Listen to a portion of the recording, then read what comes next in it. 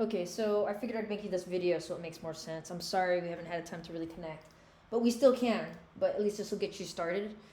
This is how I created the estimated budget in Excel. Right here, it's on the tabs. It's overall cover page. It just gives you all formulated information that's based off these previous tabs. Here's a revenue tab, and here's an expense tab. Okay, expense is probably going to be the most in depth. So the great thing about the overall is, again, everything is calculated in reference, so you don't need to change any of this. This will all be pre-populated. You can see right here in the formulas, it's pre-populated from the revenue tab, and this is all pre-populated based on the expense tab. These are the different chart of accounts, the sections, like general operations, care and services, staff, and payroll. The reason we do that is to understand what is your biggest expense, is an overview, but when you get into these tabs, you'll see it more granular, more specific in details. But this is just at a glance. That's why I like to call this like the overall.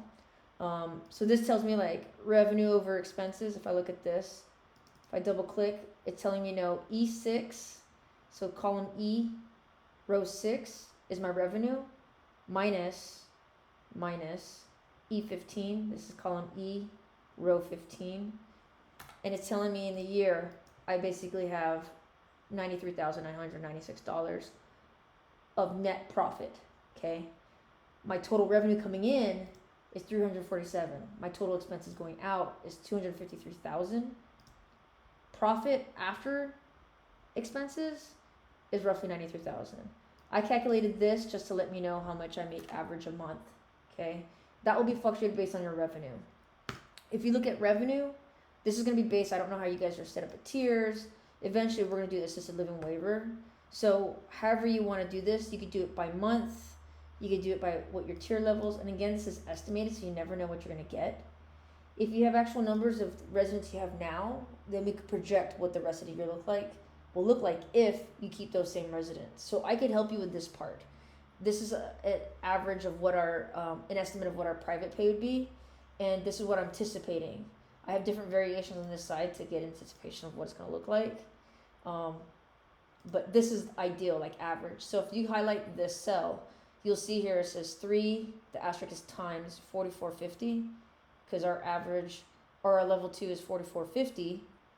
And I'm basically saying, I'm thinking I'm going to average having 3 of those residents, times that by 12 for the whole year.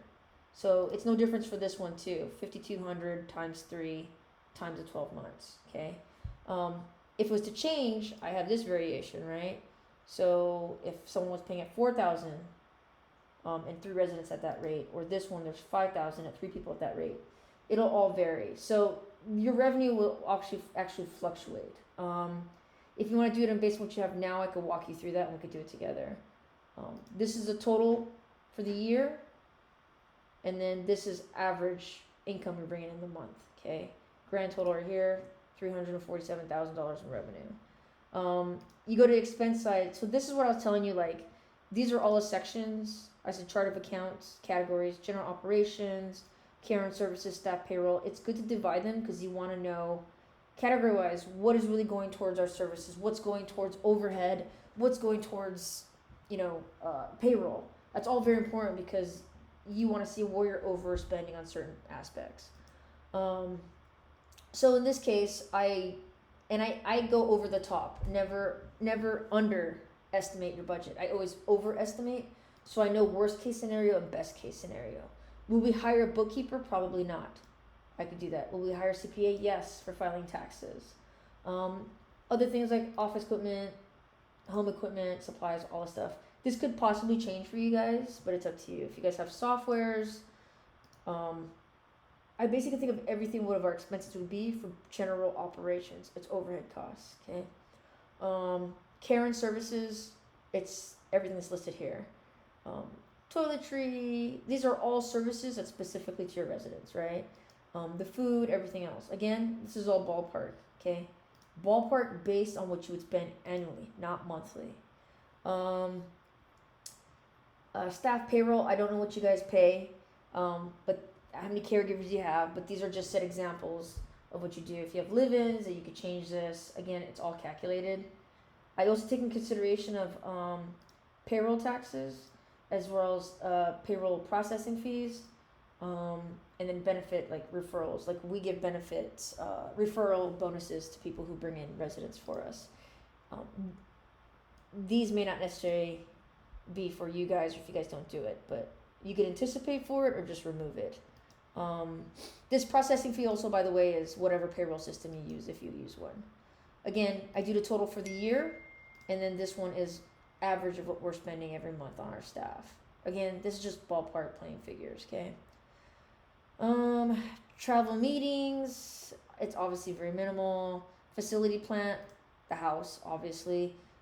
If you guys have a lease, mortgage, general utilities, again, this is part of overhead, but the reason why I do facility and plant, because a lot of it, it's a different bracket for taxes for when you guys do deductibles and write-offs. So this is all super important. Again, I do it again, annually it's what I anticipate paying on utilities, or facility costs, and this is average of what we're spending. And then other bank fees, miscellaneous, things like that. So my total right here is $253,404. I average expense-wise is $21,000. So this is pretty much it. You could change everything. Just remember, as you change stuff, there are things that are formulated. So just be mindful of that when you do it. And that's pretty much it. If you have questions or you want to walk through it or you're having any hiccups, just let me know and we can get a Zoom or we could try to see if we can meet in person and figure it out from there. All right. Hopefully this helps. Let me know if you got questions.